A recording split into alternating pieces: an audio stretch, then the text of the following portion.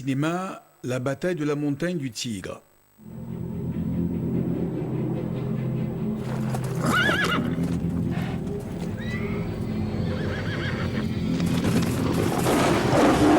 En 1946, après la capitulation japonaise, la guerre civile fait rage en Chine.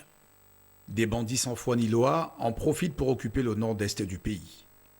Hawk est le plus puissant et le plus redouté de ces barbares. Avec ses hommes, il vit dans une forteresse imprenable, lourdement armée, au sommet de la montagne du Tigre. 1946, un an après la défaite du Japon, la Chine sombre dans une terrible guerre civile. Au nord-est du pays, des hors-la-loi pillent les villages. Ils n'hésitent pas à tuer ceux qui leur résistent.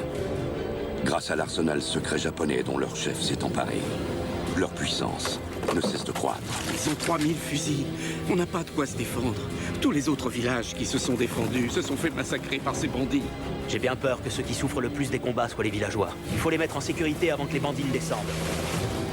L'unité 203 de l'armée de libération traverse cette région lorsqu'elle tombe sur des hommes de Hawk en train de piller un village. Le capitaine en charge de la mission décide alors de rester et de combattre le chef de ces criminels. Mais cela n'est possible que si l'officier de reconnaissance Young réussit à s'infiltrer d'abord dans le camp retranché de Hawk. Une bataille impitoyable, faite de force et de ruse, commence. Ils arrivent! Ils arrivent!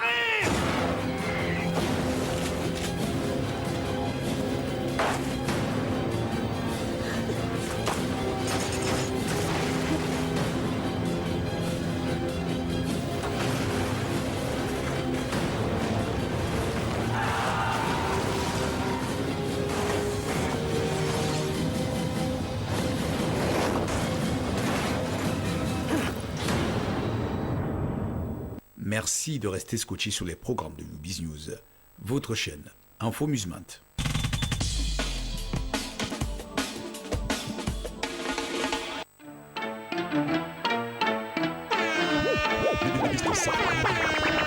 Nous voici au Camer, nous voici au Camer. Camer. De retour, on atterrit au bled. Tu nous portes l'œil, mais tu nous donnes des aides.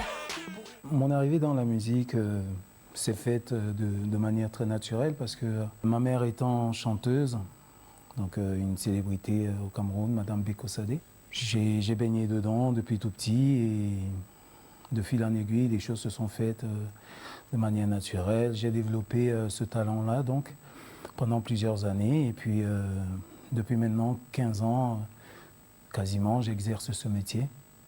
Et avec 3 albums à mon actif. Et là, je suis en préparation du prochain qui s'appellera Gentleman.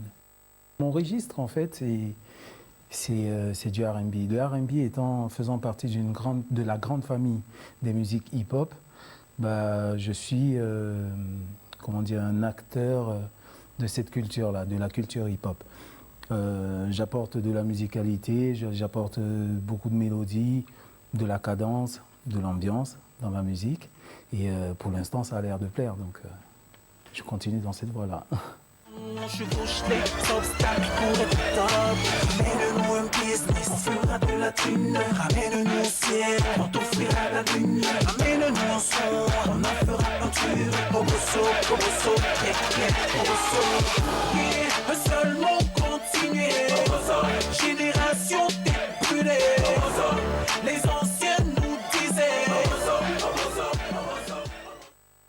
Le Cancan Modèle, c'est en fait, ce titre m'a été inspiré par l'attitude des gens de la diaspora qui, quand ils repartent au pays natal, essayent de montrer une image différente de celle qu'ils sont dans la réalité. J'entends par là, ils viennent et puis ils veulent faire penser, ils veulent faire croire que tout est beau, tout est rose dans leur vie, alors que c'est juste le contraire de la réalité. Cancan Modèle, c'est ça. Et Cancan Modèle m'a été inspiré par un illustre artiste de chez nous, du Cameroun, donc, qui s'appelle Jean-Michel Cancan. Et c'était pour moi un gros clin d'œil que je voulais lui faire, paix à son âme, un gros clin d'œil que je voulais lui faire en intitulant cette chanson Cancan Modèle. Pour la brute, monument de la rue, je m'évade dans le game sans tenir compte de tous les blabla. Encore modèle, encore modèle, encore modèle, encore modèle, encore modèle, encore modèle, encore modèle, encore modèle, je te mets, encore modèle. Alors mes influences musicales sont très larges. Ce serait vraiment... je ne pourrais pas de manière exhaustive comme ça citer les artistes, mais j'ai été nourri de différentes musiques. À la maison, tout petit, j'écoutais évidemment beaucoup ma mère. Et elle-même écoutait des artistes de la soul américaine comme Tina Turner, Diana Ross et Marvin Gaye. Donc j'ai baigné dans cette musique-là. Après, au fur et à mesure, je me suis nourri aussi des artistes comme Michael Jackson, R. Kelly et Ebo Alotin aussi, des artistes camerounais comme Ebo Alotin que j'ai beaucoup écouté. Et tout ça, ça m'a énormément nourri et inspiré. Vous savez, par l'humour, on peut passer des messages subliminaux, j'ai envie de dire. Et donc, du coup, oui, c'est une belle façon de faire passer des messages. J'ai opté de passer par cette voie parce qu'on est dans une société qui est très remplie de tensions. Et il est important pour... faire passer le message, il est important de l'édulcorer un petit peu, d'apporter un peu de légèreté. Et c'est aussi le but de la musique. La musique, elle est là pour adoucir les mœurs. J'ai pas mal de projets, des choses à venir. Mais une fois de plus, comme je le dis souvent, avant d'en arriver là, il faudrait dans un premier temps que je puisse m'établir. J'entends par là développer ma musique, parce que c'est ça qui va me donner une certaine crédibilité pour pouvoir développer d'autres choses. La jeunesse africaine et camerounaise en particulier, c'est quelque chose qui me tient à cœur. Il y a pas mal de choses qui vont arriver dans un futur proche et j'espère justement pouvoir mettre ça rapidement en place. Mais dans un premier temps, je termine déjà ce que j'ai entamé, c'est-à-dire le projet que je suis en train de défendre en ce moment et j'espère fédérer le plus de monde possible pour pouvoir par la suite justement leur proposer des projets qui vont dans le sens de la jeunesse. Ce que je pourrais dire, c'est que la musique, c'est quelque chose d'inné, c'est quelque chose d'instinctif. Donc on n'a pas forcément besoin d'être né d'un père ou d'une mère chanteuse pour faire de la musique. Il faudrait pouvoir la sentir, la ressentir et être dans un état d'esprit positif pour pouvoir justement arriver à produire quelque chose de musical, c'est-à-dire d'agréable à l'oreille. Aujourd'hui, si j'avais quelque chose à dire par rapport à ça, ce serait plus de prendre en compte l'environnement dans lequel on vit, de tenir en compte cet environnement-là et de produire une œuvre qui soit pérenne. Une œuvre qui soit pérenne et qui puisse parler au plus de monde possible. L'idée, c'est ça. Je le dis toujours, quand on fait la musique, c'est vraiment pour fédérer le plus de gens. Donc, il faut vraiment être dans cette démarche-là. Et voilà. La singularité de ma musique est dans ma démarche. C'est-à-dire que foncièrement, ma musique va avoir une résonance similaire à pas mal d'autres choses qui se sont déjà faites.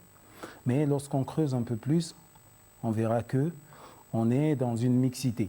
Donc un mélange de sonorités américaines, afro-américaines, j'ai envie de dire, et de sonorités africaines. Il y a une résonance africaine qui en ressort.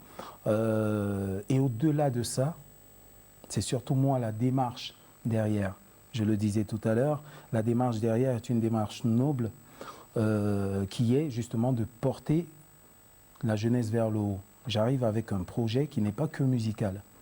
C'est un projet qui est de mettre en place des projets qui vont impliquer la jeunesse et donc forcément les sortir de l'oisivité et voilà. les occuper, leur permettre d'écrire eux-mêmes leur propre avenir. L'idée, c'est ça. D'où ce que je dis tout le temps, c'est vraiment ramener, rassembler les gens, les fédérer au projet Jeddah pour que par la suite, ce qui sera proposé puisse être porté vers le haut. On a besoin de vous, j'ai besoin de vous. Donc, dans ce que je ramène, c'est pas que de la musique, il y a un vrai projet derrière, un vrai projet social. Nyamsere, nyamsere, el mon nyamsere, nyamsere, nyamsere de gomo nyamsere, nyamsere, nyamsere, el mon nyamsere, nyamsere, nyamsere, tu me nyamsere.